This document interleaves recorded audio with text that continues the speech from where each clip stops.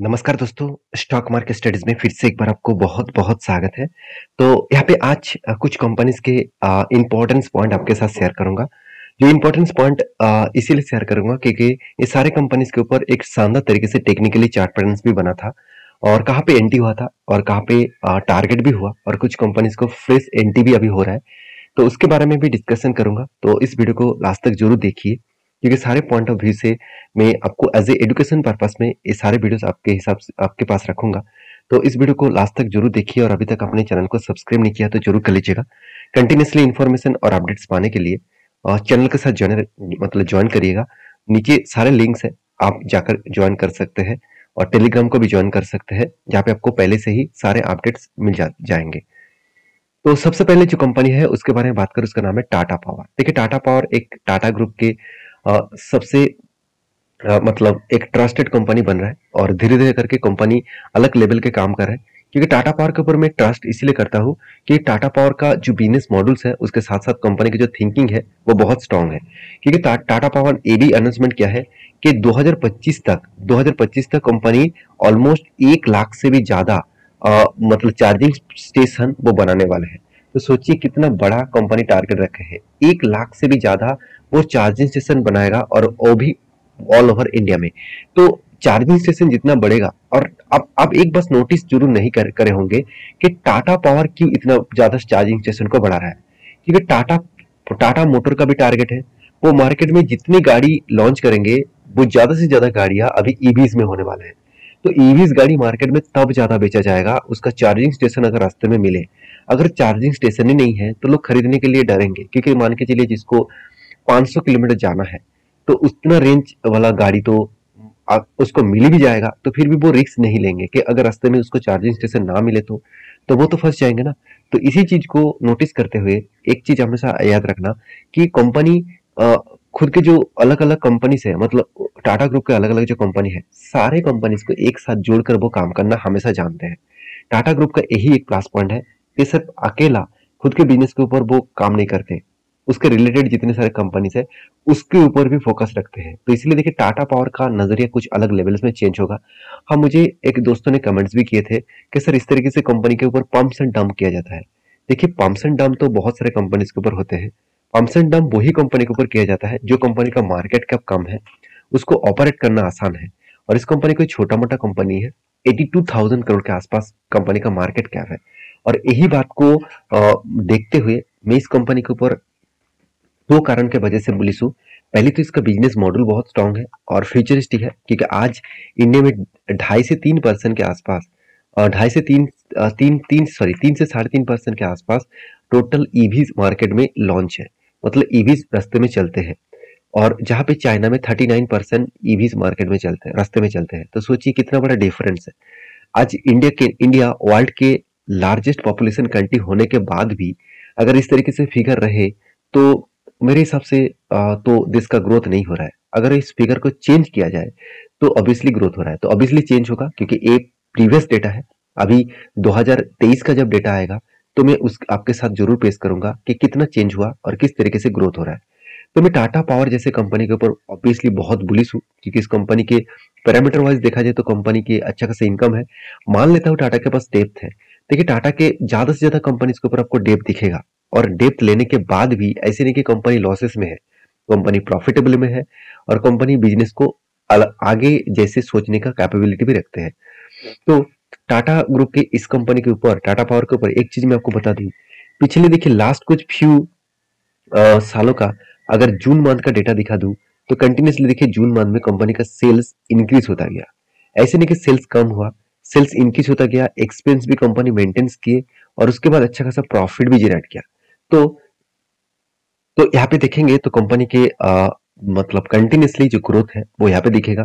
Expense को control करने के बाद लास्ट जो फ्यू जून मंथ का जो डेटा है उस हिसाब से देखा है तो प्रॉफिट भी देखिए अच्छा खासा जम किया। जब इस तरीके से परफॉर्मेंस हो रहा है तो उस कंपनी के ऊपर अगर शेयर थोड़ा सा अप्स एंड डाउन हुआ तो इसका मतलब उसके ऊपर पंप्स एंड डाउन नहीं हो रहा है। हमेशा मार्केट के ऊपर डिपेंड करके स्टॉक भागते रहते हैं। मार्केट के ऊपर जब प्रेशराइज जाते हैं तब शेयर गिरते हैं, और जो मार्केट के ऊपर बुल रन होते हैं तब धीरे धीरे करके वो भागना में स्टार्ट करते हैं। अभी टाटा पावर के बारे में एक ही बात कहूंगा एज ए इन्वेस्टर अगर कंपनी में खराबी होता तो क्या इन्वेस्टर खुद के होल्डिंग्स रखते, तो खुद माल बेचकर भाग जाता। देखिए पहले भी होल्डिंग्स जितना था आज भी उतना होल्डिंग है, प्रोमोटर के पास भी जितना होल्डिंग्स था आज भी उतना होल्डिंग है, और पब्लिक के पास जितना होल्डिंग्स था आज भी उतना होल्डिंग है। इसका मतलब हर व्यक्ति इस कंपनी के ऊपर कंटिन्यू कर रहा है, कंटिन्यू हर व्यक्ति इस कंपनी के ऊपर बने हुए हैं। तो मेरे हिसाब से इस कंपनी की यही खासियत है, जिस खासियत के वजह से मुझे इस कंपनी के ऊपर कंटिन्यू रहना है एज ए लॉन्ग टर्म के लिए। और स्विंग ट्रेडिंग के लिए मैं एक ही बात कहूंगा कि कंपनी के ऊपर लास्ट कुछ फ्यू डेज में अगर डिलीवरी की रिपोर्ट दिखा दूं तो अब देखेंगे कंपनी के ऊपर कंटिन्यूसली डिलीवरी तो एक वीकनेस के बेसिस में देखने को मिला। इसका मतलब ज्यादा क्वांटिटी उठाई नहीं जा रहा है, कुछ क्वांटिटी के साथ ही काम किया जा रहा है। अगर यही चीज को मैं टाटा पावर के चार्ट पैटर्न के हिसाब से दिखा दूं, देखिए पहले एक ट्रेड बना था, वो ट्रेड आपको यहाँ पे मेंशन किया था कि ट्रेड किस तरीके से बना, और देखिए कंपनी की एक रेंज के हिसाब से ट्रेड बना था, बहुत बार इस तरीके से रेंज बना था और इस रेंज को वो बार बार टारगेट अचीव किए, तो फिर से एक रेंज बना और बहुत दिनों के बाद टारगेट हुआ। तो यहाँ पे क्या बना, फिर से एक कफ विथ हैंडल पैटर्न्स बना। तो कफ विथ हैंडल पैटर्न्स बनने के बाद यहाँ पे ब्रेकआउट भी कंफर्मेशन किया और मैं इस लेवल पे एंट्री करके रखा हूँ और मेरा टारगेट रहेगा यहाँ तक का मतलब है 26% का टारगेट रहेगा, और जो टारगेट निकल के आ रहा है 310 के आसपास। तो आप क्या कर रहे हैं जरूर कमेंट्स करना, मैं तो जरूर कंटिन्यू जरूर यहाँ से करूंगा, और यहाँ से थोड़ा सा अगर करेक्शन हुए 200 डेज ईएमए के आसपास आए तो फिर से मैं एवरेज जरूर करूंगा। तो नेक्स्ट जो कंपनी उसके बारे में बात करूं उसका नाम है आरती इंडस्ट्रीज लिमिटेड। देखिए आरती इंडस्ट्रीज लिमिटेड एक पॉपुलर केमिकल सेक्टर कंपनी है, और इस कंपनी के ऊपर थोड़ा सा ज्यादा ही प्रेशर देखने को मिला क्योंकि कंपनी धीरे धीरे करके खुद का आरओसी आरओई में करेक्शन हुआ है। और कंपनी का मार्केट कैप के बारे में बात करूं तो 18,000 करोड़ के आसपास मार्केट कैप देखने को मिला, और कंपनी की जो पी रेशियो है उसके बारे में बात करूं तो 37 के आसपास पी रेशियो है, इंडस्ट्रीज पी रेशियो 31 के आसपास है, एनुअल इनकम भी अच्छा खासा है, और प्रोमोटर के पास होल्डिंग्स भी हाँ प्रोमोटर के पास होल्डिंग्स भी 43% के आसपास है। अच्छी बात यह है कि प्रोमोटर के पास कोई भी शेयर प्लेजिंग नहीं है, अगर प्लेजिंग होता तो मैं इस तरीके से कंपनी से थोड़ा सा दूर रहता। तो रही बात कंपनी के जो इंटरेस्ट कवरेज के बारे में बात करूं तो इंटरेस्ट कवरेज मुझे उतना खास नहीं लगा। कंपनी के देखिए ईबिटा मार्जिन तो ठीक है, कंपनी का आरओसीई 3 साल में 15%, मतलब एक एवरेज के आसपास देखने को मिला है। तो कंपनीज के खासियत यही है कि कंपनी जिस सेक्टर के ऊपर काम कर रहे हैं वो है स्पेशलिटी केमिकल्स, और स्पेशलिटी केमिकल्स के सारे कंपनीज के ऊपर अभी करेक्शन बहुत ज्यादा है, अभी बहुत ज्यादा प्रेशर है क्योंकि मार्केट में उस प्रोडक्ट का डिमांड कम हो चुके हैं। जब कोई प्रोडक्ट का डिमांड मार्केट में कम होते हैं तो उस प्रोडक्ट को खरीदने के लिए कोई तैयार नहीं है, तो इसीलिए कंपनी के ऊपर थोड़ा सा तो प्रेशर बनेगा। मान के चलिए आप सोच रहे थे कि इस बार में ज्यादा दुकान में प्रोडक्ट रखूं तो मेरे ज्यादा सेल होंगे, अभी देखा जाए तो 2023 के एंड होते होते वो जो प्रोडक्ट आपने खरीद के रखे थे उसका मार्केट में डिमांड कम हो गया, तो इसलिए आपका प्रोडक्ट बेचा जाएगा नहीं। तो आपको सस्ते में दो काम करना पड़ेगा, पहले तो आपको सस्ते में माल बेचना पड़ेगा, दूसरी बात आपको माल को होल्ड करके रखना होगा नेक्स्ट ईयर तक। तो ये दो पॉइंट्स हो सकते हैं, तो जिसके चलते ही कंपनी के ऊपर दोनों तरफ से ही प्रेशर है। अगर आप डिस्काउंट में बेचे तो भी प्रेशर है, अगर आप माल को होल्ड करके रखे तो भी प्रेशर है, अगर माल डिलीवरी टाइम टू टाइम नहीं हुआ, अगर उसका एक्सपायरी डेट जल्द से जल्द आ गया तो वो माल तो दूसरा कोई खरीदारी नहीं करेंगे। तो आपको एक ही चीज अप्लाई करना होगा, वो है डिस्काउंट। जो चाइना अभी कर रहा है, चाइना खुद को प्रोडक्ट को जो इतना ज्यादा मैन्युफैक्चरिंग करके रखे थे कोविड के टाइम में, उस प्रोडक्ट को क्लियर करने के लिए वो यूरोप कंट्रीज में खुद का प्रोडक्ट को डिस्काउंट में बेच रहा है, और जिसके चलते ही इंडियन मार्केट में आज प्रेशर है। तो रही बात इस कंपनी के एज ए इन्वेस्टर के, तो प्रोमोटर के बाद एफआईएसडी पब्लिक हर किसी के पास इन्वेस्टमेंट है। तो इतना इन्वेस्टमेंट क्यों है, क्योंकि मैं पहले ही बोल चुका हूँ कि कंपनी में दम है, कंपनी में आज सेक्टर वाइज करेक्शन है तो इसीलिए करेक्शन हुआ, नहीं तो कंपनी में दम है, जिस दम लेकर कंपनी आगे बढ़ सकते हैं। तो रही बात आरती इंडस्ट्रीज के चार्ट पैटर्न्स का, तो यहाँ पे देख सकते हैं जो जून जुलाई अगस्त इस तीनों मंथ में अच्छा खासा यहाँ पे क्या हुआ, बाइंग हुआ, और अच्छा खासा बाइंग होने के बाद शेयर के ऊपर एक मैसिवली यहाँ पे जंप देखने को मिला, और कहां से ब्रेकआउट हुआ वो भी आपको दिखा दूं। तो देखिए कंपनी उसी जगह को रिटेस्ट किया जिस जगह पे कंपनी का प्रीवियस एक स्ट्रॉन्ग रेजिस्टेंस है, सॉरी स्ट्रॉन्ग एक सपोर्ट बना है, तो सपोर्ट को रिटेस्ट किया, उसके बाद देखिए ब्रेकआउट करने का कोशिश भी किया। मैंने आपको बहुत बार बोल चुका हूँ, जब तक इस रेजिस्टेंस को वो ब्रेकआउट ना करे उसके साथ-साथ 200 डेज़ के ईएमआई का जो लाइन्स है, उसको ब्रेकआउट ना करे, तब तक मैं कब कोई भी एंट्री नहीं लूँगा। तब तक मैं होल्ड करूँगा, जब तक इस रेंज को ब्रेकआउट ना करे। तो ब्रेकआउट करेगा, तब मैं आपके साथ ज़रूर डिस्कशन करूँगा, कौन-सा लेवल में मैं खुद एंट्री लेने वाला हूँ। तो नेक्स्ट जो कंपनी है उसके बारे में बात करूँ, उसका नाम है आईआरसीटीसी। देखिए सीटीसी जो है वो Indian railway catering and tourism corporation है। तो इस कंपनी के ऊपर भरोसा आपको दिन के दिन जरूर बढ़ेगा, क्योंकि लोग ज्यादा से ज्यादा ट्रैवल एक जगह से दूसरी जगह तक कर रहे हैं। और इंडियन रेलवे जिस तरीके से खुद को अलग लेवल से रिप्रेजेंट कर रहे हैं, जैसे वंदे भारत जैसे ट्रेन इंडिया में चालू हो चुके हैं, और अराउंड 200 से भी ज्यादा ट्रेन ऑर्डर्स ऑलमोस्ट हो चुके हैं। और 200 ट्रेन का जो ऑर्डर है वो आरबीएनएल को दिया गया। और उस हिसाब से सबसे ज्यादा फायदेमंद कौन होगा?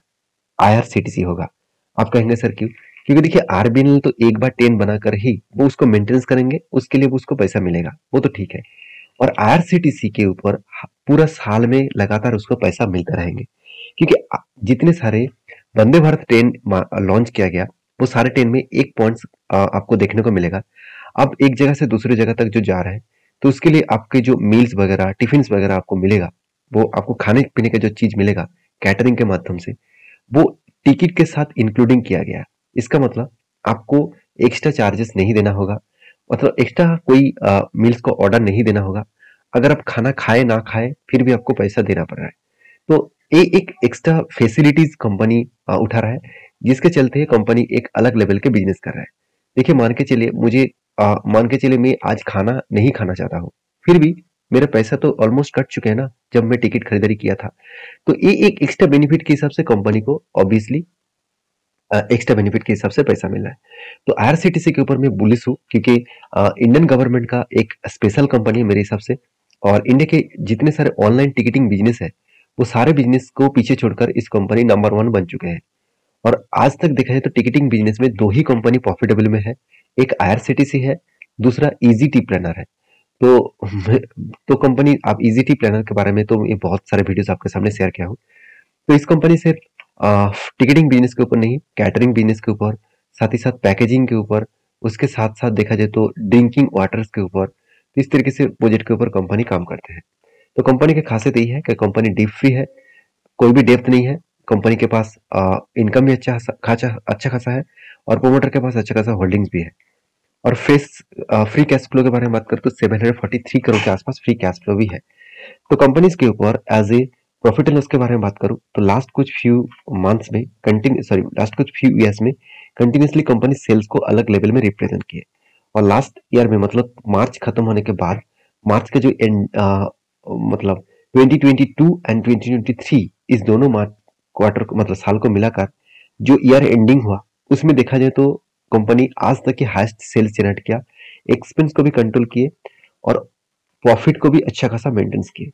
और देखिए एक टाइम जो 14 से 15% के आसपास ऑपरेटिंग प्रॉफिट मार्जिन हुआ करता था, वो आज बढ़ के हो चुके हैं करीबन 36 के आसपास। और कंपनी फर्स्ट टाइम 1000 करोड़ के आसपास प्रॉफिट जनरेट किया। तो जब इतने सारे पॉइंट्स पॉजिटिव है, तो उस कंपनी के ऊपर कुछ ना कुछ तो प्लस पॉइंट बन रहा है। तो मेरे हिसाब से इस कंपनी के ऊपर जरूर फोकस रखिए, एज ए लॉन्ग जर्नी के लिए, एज ए लॉन्ग टर्म के लिए। बाकी आप समझदार है, समझदारी से जरूर काम लीजिएगा। तो नेक्स्ट जो कंपनी है उसके बारे में डिस्कस करने से पहले इस कंपनी का चार्ट पैटर्न दिखाऊं, तो चार्ट पैटर्न आप देखेंगे तो यहाँ पे आपको दिखाऊंगा। तो आईआरसीटीसी का जो चार्ट पैटर्न है, तो यहाँ पे क्या बना था, एक शोल्डर कम शोल्डर कम शोल्डर, उसके बाद एक हेड, उसके बाद देखिए 2 बार शोल्डर बना, उसके बाद ब्रेकआउट हुआ। तो एक्चुअली मैंने इस कैंडल के क्लोजिंग होने के बाद ही मैंने यहाँ पे एंट्री लिया था, और मेरा टारगेट यहाँ तक था, और इजीली देखिए टारगेट अचीव हुआ।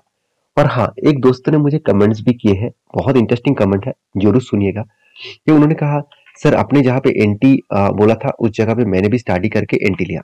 मुझे अच्छी बात यही लगा, उन्होंने ये बात कहा कि मैंने स्टडी करके एंटी लिया। तो मैं आपको बार बार यही बोलता हूँ, मैं जो एंटी ले रहा हूँ उसको डायरेक्टली आप एंटी मत लेना, आपके रिस्क के हिसाब से, आपके स्टडी के हिसाब से जरूर काम करना। इसमें क्या होगा, आपका पोटेंशियल भी मिलेगा, इसमें आपको भरोसा भी जगेगा कि हाँ मैंने जो ट्रेड लिया था वो ट्रेड सही था। तो ये बात को आप याद रखना, मैंने जो ट्रेड दिया था उस बात को भूल जाइए। आप सिर्फ सीखिए मेरे तरफ से, और आप काम करने के लिए खुद की तरफ से करिए। देखिए उन्होंने जो कमेंट्स किए वो मुझे बहुत अच्छा लगा, क्योंकि उन्होंने ये कहा सर जहां पे मैंने एंट्री लिया था वहां से जो टारगेट था वो टारगेट तो अचीव हुआ, पर मैंने टारगेट बुक नहीं कर पाया और मैं टारगेट नेक्स्ट दिन में बहुत नीचे में बुक किया। तो ऐसे क्यों हुआ? क्योंकि उन्होंने जो एंट्री लिया था, उन्होंने क्या किया, भूल गया कि हाँ मेरा एंट्री का टारगेट कहाँ पे था। और यहाँ पे जो टारगेट बना था उस दिन, इतना बड़ा गैप अप में मतलब ओपन होने के बाद इतना बड़ा लंबा जर्नी दिखाएगा एक दिन में, उसको याद नहीं था। तो इसलिए मैं बार बार बोलता हूँ, आप हमेशा हर दिन थोड़ा सा ट्रैक करिए। एक चीज जरूर कर सकते हैं, आप जब मान के चलिए यहाँ पे एंट्री लिया है और आपका टारगेट यहाँ पे है, तो जब इसके आसपास अगर प्राइस चले, तो नेक्स्ट दिन जब मार्केट ओपन होगा तो आप टारगेट को लगाकर छोड़ दीजिए। अगर उस दिन टारगेट होगा तो टारगेट आपको हिट हो जाएगा, अगर टारगेट नहीं हुआ तो ऑटोमेटिकली वो ट्रेड आपका रिजेक्ट हो जाएगा मार्केट खत्म होने के बाद। तो आप ये कर सकते हैं, पहले से ही टारगेट लगा सकते हैं। तो इसलिए मैं बार बार बोलता हूँ, आप जीरोधा से अकाउंट ओपन करिए, ये सारे फैसिलिटीज आपको मिल जाएगा। और आप जीटीटी के माध्यम से भी एंट्री ले सकते हैं। तो जीरोधा में अकाउंट ओपन करने के लिए लिंक मैं आपको नीचे दे चुका हूँ, जाकर जरूर ज्वाइन करिए और वहां से डीमेट अकाउंट ओपन करिए, तो एक्स्ट्रा बेनिफिट मेरी तरफ से आपको जरूर मिलेगा। नेक्स्ट जो कंपनी उसके बारे में बात करूँ, उसका नाम नाम है महाराष्ट्र स्कूटर। देखिए महाराष्ट्र स्कूटर आप सभी जानते हैं, ये एक देखा जाए तो एक बहुत बड़ा सा कंपनी है। मतलब इसका मार्केट कैप के हिसाब से इसका प्राइस भी सेम टू सेम है। तो कंपनी के ऊपर इस बार अच्छा खासा एक डिविडेंड अनाउंसमेंट किया गया। कंपनी करीबन 111 रुपीज, सॉरी 110 रुपीज का डिविडेंड देने वाला है। ऑलमोस्ट 1110% के आसपास डिविडेंड मिलने वाले हैं। तो इसका डेट भी अनाउंसमेंट किया गया है 29 सितंबर। उससे पहले आपको इस कंपनी के ऊपर इन्वेस्टमेंट करना होगा, तभी आपको डिविडेंड मिलेगा। तो आई होप वीडियो में आपको सारी जानकारी मिल चुका है। वीडियो अगर अच्छा लगे तो प्लीज लाइक करना, चैनल को सब्सक्राइब भी करना। इसी तरीके से वीडियो पाना है तो चैनल को जरूर पहले से ही सब्सक्राइब करके रखना। मिलते हैं नेक्स्ट वीडियो में, तब तक के लिए अच्छे से रहिए, अपने ख्याल रखिए। धन्यवाद।